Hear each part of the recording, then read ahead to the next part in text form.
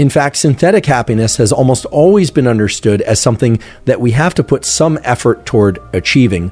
But, and this is an important thing to point out, synthetic happiness also requires that certain situational or environmental conditions be met. A good example of this is some of the work by Gillian Mandich, or I should say Dr. Gillian Mandich, who's done some interesting work on the conditions for creating happiness within our mind and in our overall state of being. And she's been involved in a number of different studies, but one of the ones that I found particularly interesting is one in which they explored different types of music and other aspects of environmental settings. So you bring subjects to the laboratory, play them different types of music. There are, in fact, certain aspects of music that can create different states of mind: sadness, happiness, anticipation. In fact, there are certain patterns of music that can reliably induce anticipation of the fear and anxiety-based type. So for instance, think the movie Jaws. If you recall, for those of you that have seen Jaws, there's this ongoing theme music anytime the shark might be present in the water or in a given scene, that essentially goes dun-dun. Now, for the musicians out there, this has basis in things like tritones and things that are understood from the mathematics and the musical side, and from the neuroscience side are known to create a neural state of anticipation. Yeah, a neural state of anticipation, and not necessarily a positive one. And indeed, there are other patterns of music that involve uptones. Think some of the music that's typically been used in cartoons of various sorts. There's a long history of this. Indeed, there's a whole literature of psychological and now even a smaller but still interesting literature on the neuroscience of how certain patterns of music can induce a state of joy and joyful anticipation in particular. A lot of those patterns of music are incorporated into so-called happy cartoons and Disney movies and things of that sort.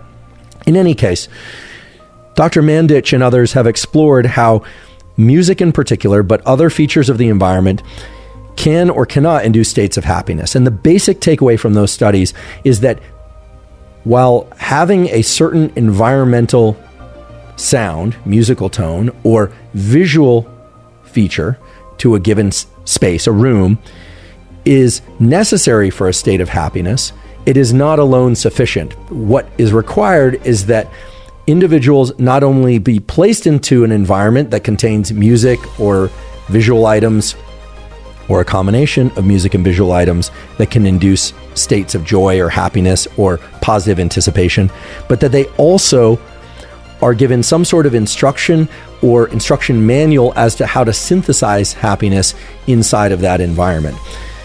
This is important because what this says is that our ability to create states of happiness is dependent on our environment, but also requires effort from us. That also makes sense as to why when we are under conditions of deprivation, so it could be social deprivation or financial deprivation, or even for people that are very sensitive to weather, there are a certain number of individuals, about 30% of people who report feeling very, very low under conditions where the sky is overcast, especially if it's been overcast for a number of days, the so-called seasonal affective depression. Those individuals, by the way, can often receive tremendous benefits in terms of elevating their mood if they make an effort to get sunlight, and if they can't get sunlight, artificial light of the sort that we talked about earlier.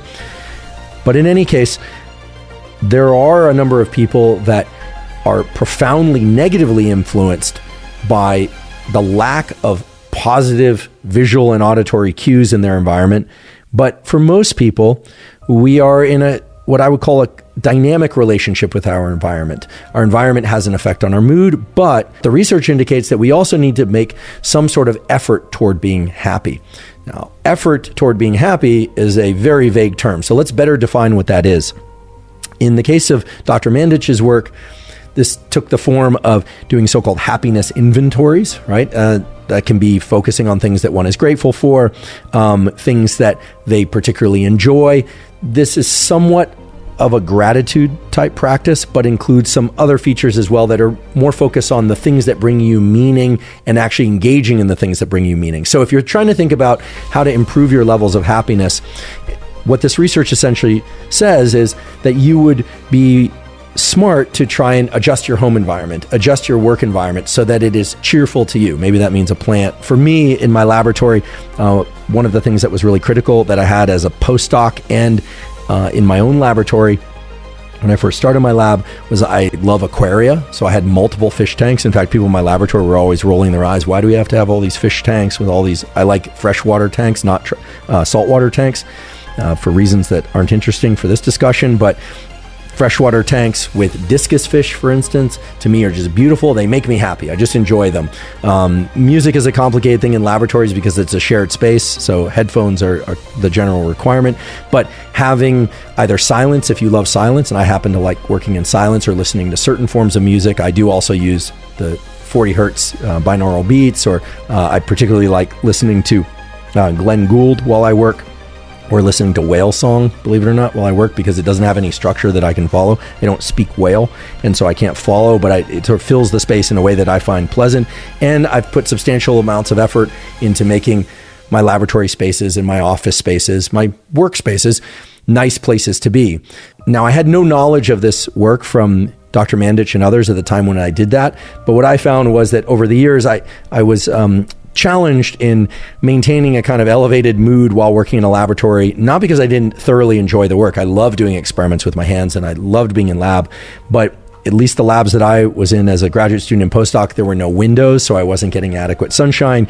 The windows that we didn't open, so I wasn't getting a lot of fresh air, and so on and so forth. So I've personally found it very valuable to create an environment, both at work and at home, that I find aesthetically pleasant, at least in some way or another. And I realize people have varying levels of control over their aesthetic environment.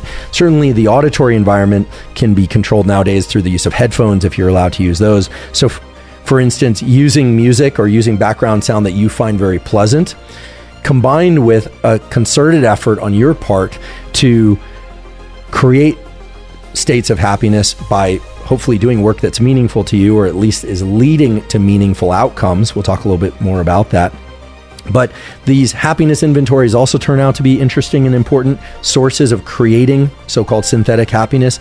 And we will also talk about other ways that one can create elevated levels of synthetic happiness. And I realize the word synthetic probably draws up connotations of false happiness or contrived happiness. I wish instead of calling it synthetic happiness, they had called it self-created or self-directed happiness or something of that sort, because then it wouldn't sound as false, because it's simply not false. It leads to the same, as far as we know, identical neurochemical and psychological states of happiness as natural happiness, and might even be more persistent than natural happiness. It certainly is more under our control. But the key point is that environment and self-directed work at being happy are both important, and they interact with one another. So if you're somebody who has a hard time synthesizing happiness through any of the methods that we talk about today, don't consider yourself deficient. It could very well be that the environment that you're in, social environment or physical environment or auditory environment, is simply not conducive to synthesizing happiness. And